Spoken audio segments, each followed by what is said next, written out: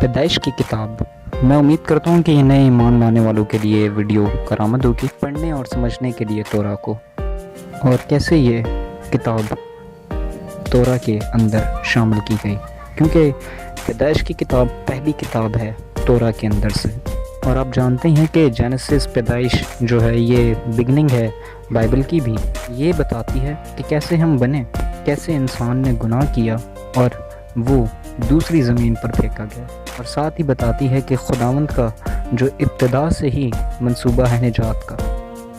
لفظ پیدائش اپنے آپ میں بہت گہرا مطلب رکھتا ہے، اور ہیبرو میں برشیت ٹرانسلیٹ ہوا، گریک سے بھی جو ٹرانسلیٹ ہوا وہ انگلش میں بگننگ۔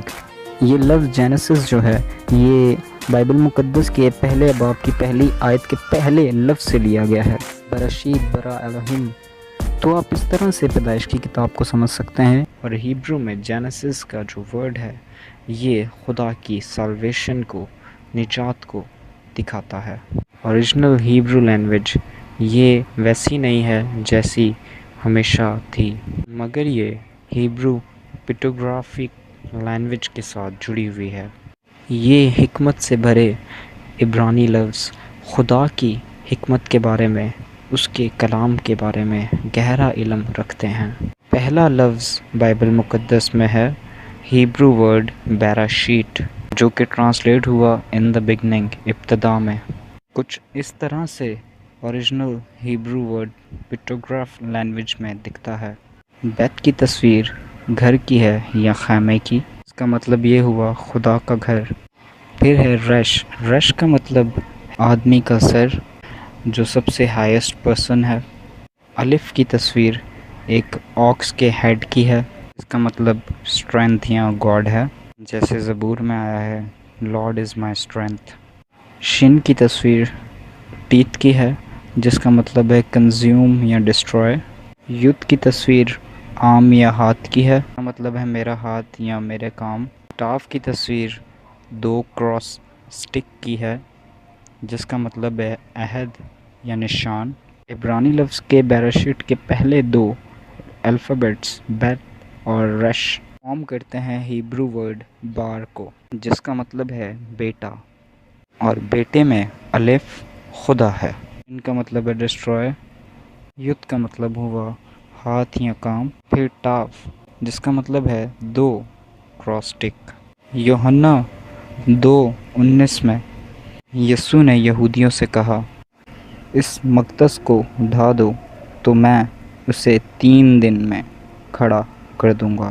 یہودیوں نے کہا 46 برس میں یہ مقدس بنا ہے، اور کیا تو اسے 3 دن میں کھڑا کر دے گا؟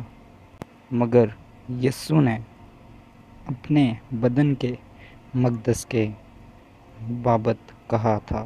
بیت کے سمبل پہ غور کریں، یہ خدا کا گھر ہے انسانی وجود میں، جو کہ ہائیسٹ پرسن ہے۔ امیزنگلی یہ دونوں لیٹرز جو ہیں وہ فارم کرتے ہیں ورڈ سن یا بیٹے کو۔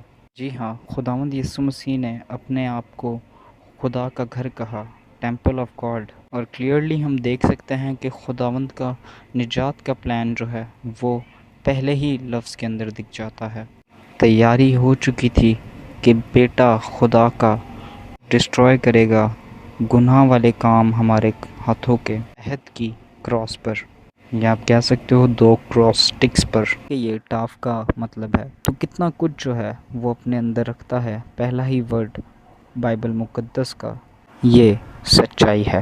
اس سے ظاہر ہوتا ہے کہ خدا کا پلان سالویشن کا دنیا کے ابتدا سے ہی تھا، اور مکاشفہ کی کتاب 13:8 کنفرم کرتی ہے، اس برے کی کتاب حیات میں لکھے نہیں گئے جو بنائے عالم کے وقت سے ذبح ہوا ہے۔